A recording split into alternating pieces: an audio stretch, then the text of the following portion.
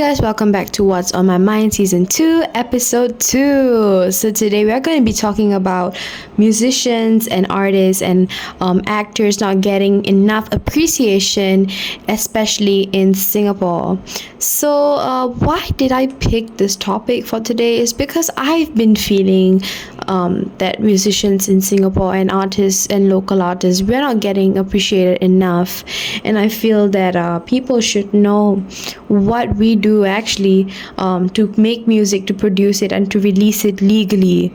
And so I started music when I was 12 years old. I professionally started it when I was 12, and I started learning it and taking it seriously when I was 12. So the process was 2 months. I really found myself in 2 months that I really like music and that music is the one for me. So I pursued it. I decided to pursue music, and I don't know whether I'm gonna do it full time or part time, but all I know is that I need music in my life. I need it involved, and I want to be fully committed to it. So I started writing a lot actually when I was in Sec 1. So in Sec 1 I was probably like 12 turning 13, around that age, and I was really like wondering, what am I going to do in this life? Like, what is going to be the next step of Gloria's life? What is she gonna do when she grows up? Because I feel like I'm more of a pre-planner, you can say that, because I'm not one of those people who plan last minute. I'm more of a future planner, futuristic person, and optimistic about her life. And I was thinking, like, what do I want to be when I grow up? So my dad, he just suggested to do business because he thinks that business is a great course to pursue, and he's not wrong. I mean, the financial income and outcome is really good. From business, when you get a degree in it, you can get a good job and you can get a CEO position. I mean, yes, I did the research, but I felt like, but Gloria, will you enjoy doing this? Even though you're going to pick something which is going to give you a high pay more than music or arts, do you really like what you're doing? Do you know what I mean? So when I asked myself this question, the first thing that appeared on my mind was music and arts. So I'm actually generally really good at arts. I'm not good at the drawing aspect or the dancing aspect, but in terms of poetry, literature, and music and acting, I can really find myself doing that as a full-time job. So I started to make music. I started to make my own music. I started to do covers, acoustic covers from guitar, and I posted it on YouTube. And then once I found a free music distributor app, I started to put my music out there to the world on Spotify, Amazon Music, YouTube Music, and everything. I tried to legalize my music, and I did. And that happened last year when I was 14 years old.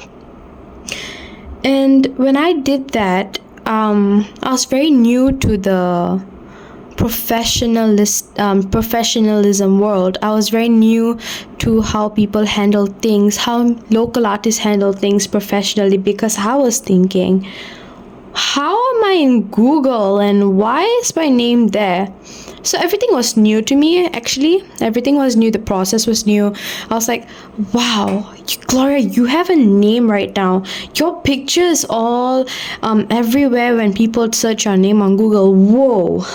That was the moment I knew that, Gloria, you have a name that you have to keep up. You can't just stop here anymore. Like, you don't have a choice, because now you are known as a musician / singer-songwriter.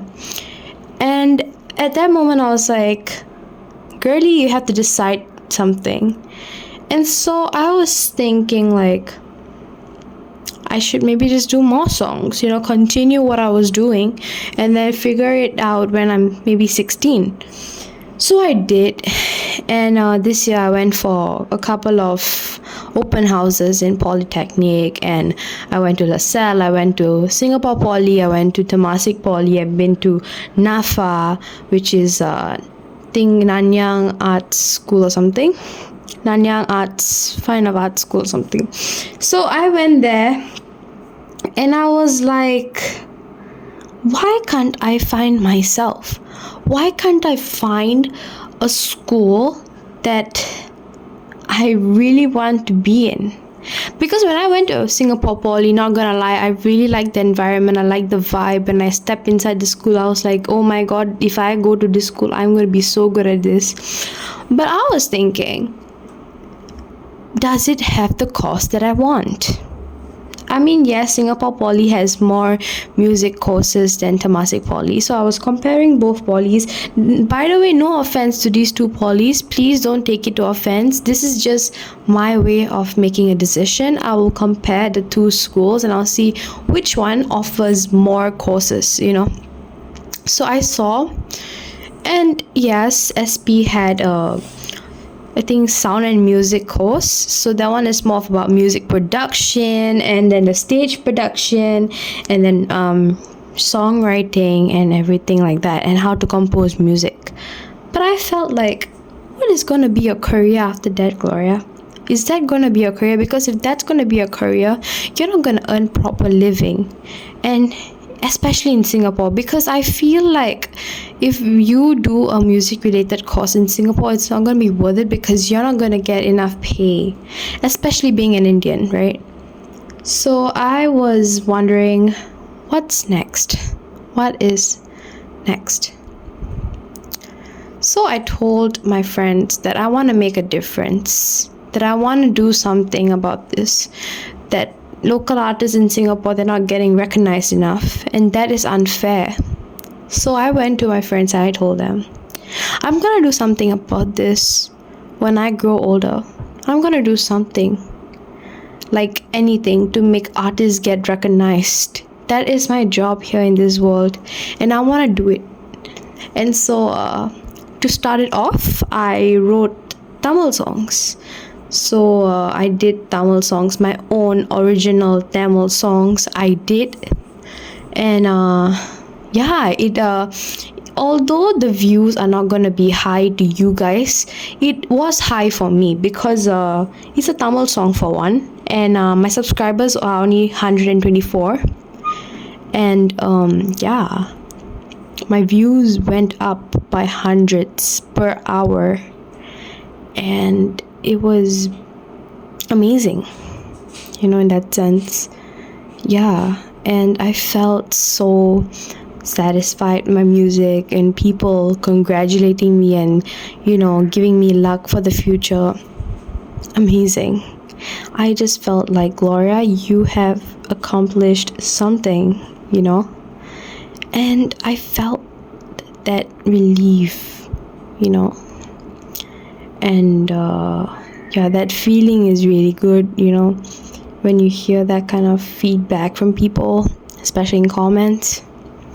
And so I told myself, Gloria, you're not gonna stop there. So I didn't stop there. So after I released my first Tamil debut, I released another Tamil song, which in fact people don't notice, but I used the same lyrics but changed the genre. So the first Tamil song that I released on YouTube, I used the same lyrics and I curated that with indie music. So the second Tamil song has the same lyrics, but just that it's indie genre, right?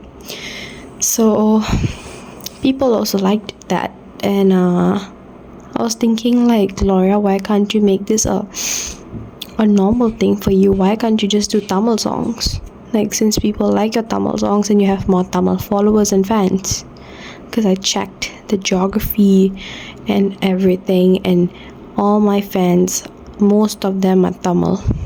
And I was like, why not, Gloria? Why not? The geography is Tamil, so just do it.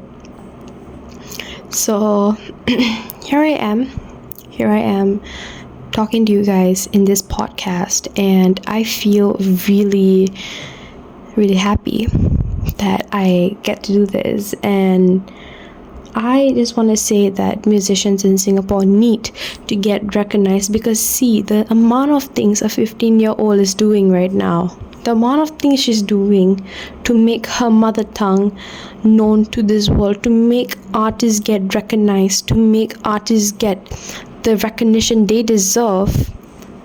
Yes, it's real, guys. Because as a 15-year-old, as a young teenager, I feel that something needs to be done for all the young artists, local artists out there. Yes, and more opportunities should be given.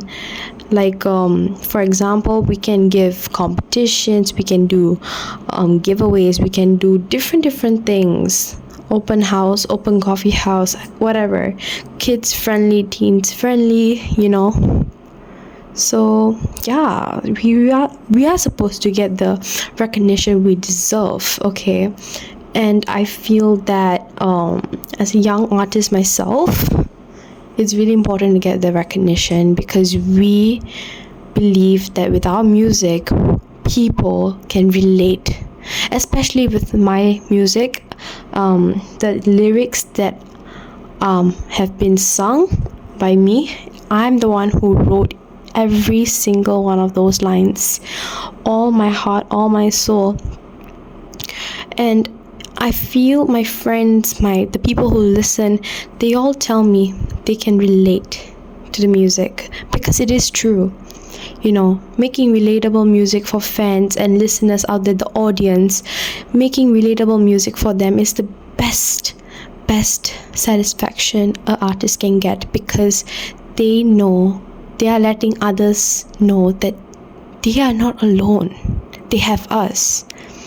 And that is the biggest gift every artist have. That feedback, that satisfaction, that sense of achievement, right? Yeah.